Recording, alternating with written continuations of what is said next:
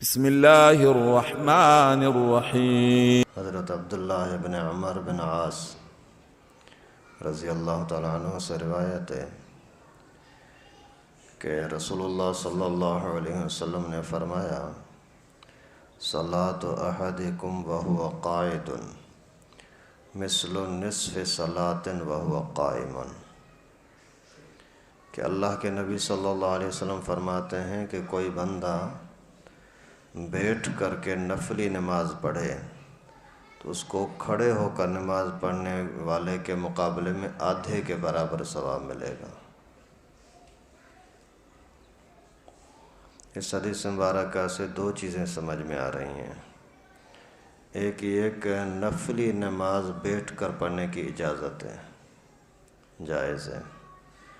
دوسری بات یہ کہ بھلے جائز تو ہے لیکن ثواب میں بھی اتنی کمی آ جائے گی۔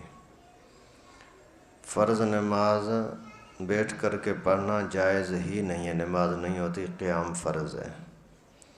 لیکن مجبوری کی حالت میں اگر کوئی بندہ کھڑا نہیں ہو سکتا یا پھر بیٹھتا ہے تو پھر اٹھ نہیں سکتا، ایسے مجبور آدمی کے لیے بیٹھ کر نماز پڑھنے کی اجازت ہے، مجبور ہو۔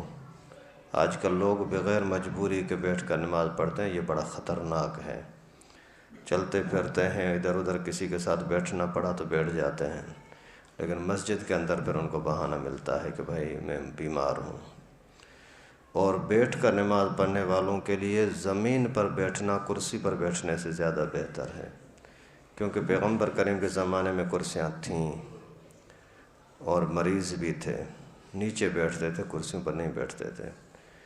باقی ڈاکٹر بولتے ہیں کہ سجدہ نہ کرنا، بیٹھنا نہیں، یہ ڈاکٹر زیادہ تر بے دین ہیں، خود بے نمازی ہوتے ہیں، ان کو اللہ کا خوف نہیں ہوتا۔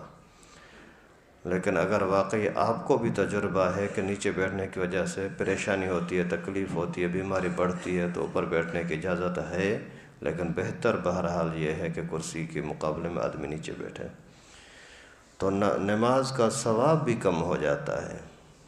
نفلی نماز نیچے بیٹھ کر پڑھنے کی اجازت ہے، کوئی گناہ نہیں، کوئی خرابی نہیں ہے، لیکن ثواب سے محروم ہو جانا یہ پھر اچھا تو نہیں ہے۔ اس وجہ سے کوشش کریں کوئی بھی نفلی نماز بیٹھ کر کے نہ پڑھیں۔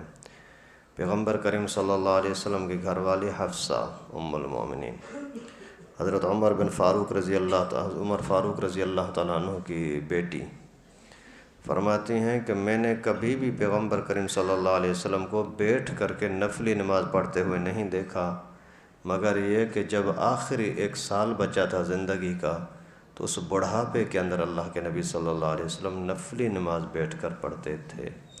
تو ضرورت کی بنا پر اگر آدمی بیٹھ کر کے پڑھتا ہے، بغیر ضرورت کے بھی پڑھتا ہے، تو بھی گناہ نہیں ہے، لیکن ثواب میں کمی آئے گی۔